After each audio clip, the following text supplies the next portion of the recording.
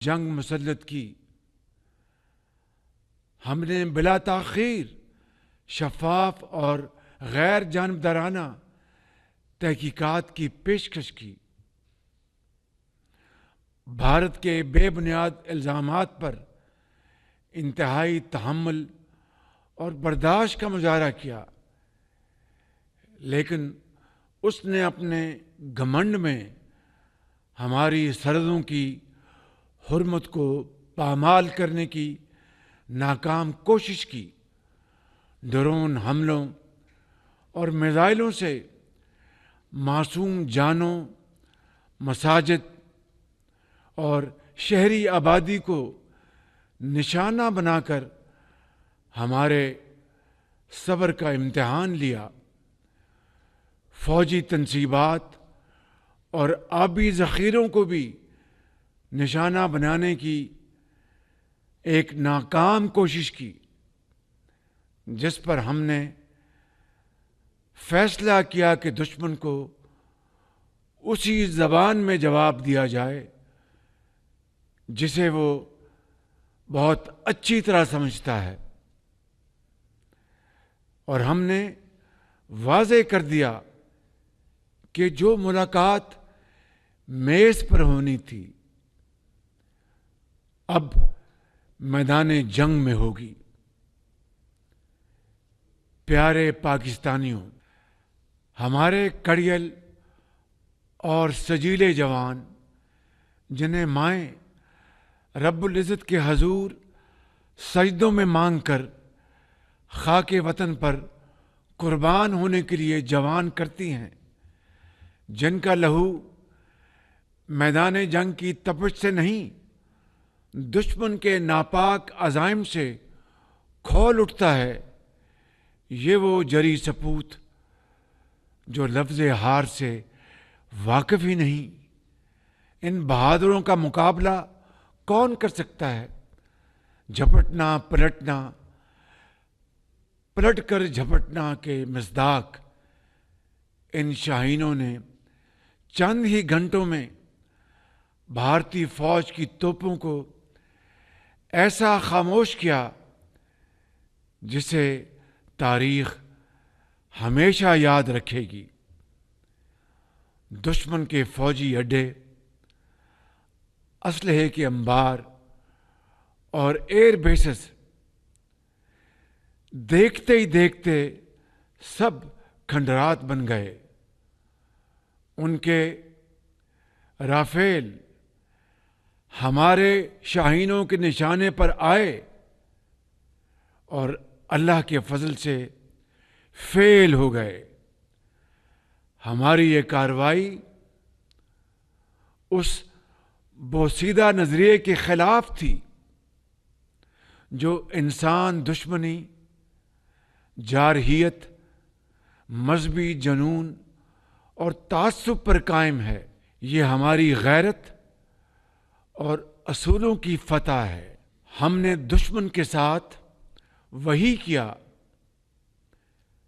جو ایک باوقار قوم کو زیب دیتا ہے۔ یہ افواج پاکستان کی کامیابی کے ساتھ ساتھ پوری پاکستانی قوم کی فتح ہے۔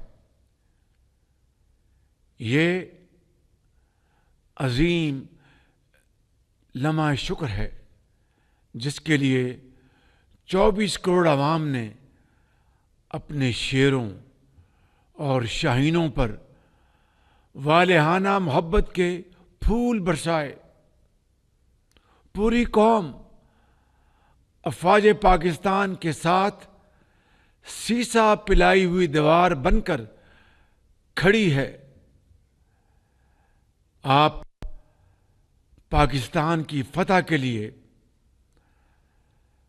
تہجد کے وقت سجدہ ریز رہے، آپ نے دن رات دعائیں کی، اور جس کے نتیجے میں اللہ تعالیٰ نے اپنی کمال مہربانی سے آپ کو شاندار فتح سے نوازا ہے۔ الحمدللہ اس رب ذوالجلال کا جتنا بھی شکر ادا کریں وہ کم ہے۔ میرے بزرگوں اور بھائیوں، میں اس تاریخی کامیابی پر chairman joint chiefs of staff committee general Sahir Shamshad Mirza, سپہ سالار بری فوج general Syed Asim Munir, air chief marshal Zaheer Ahmed Babar, naval chief admiral Naveed Ashraf, اپنے ہر جری جوان اور ہر افسر کو خراج تحسین اور سلام پیش کرتا ہوں۔ میں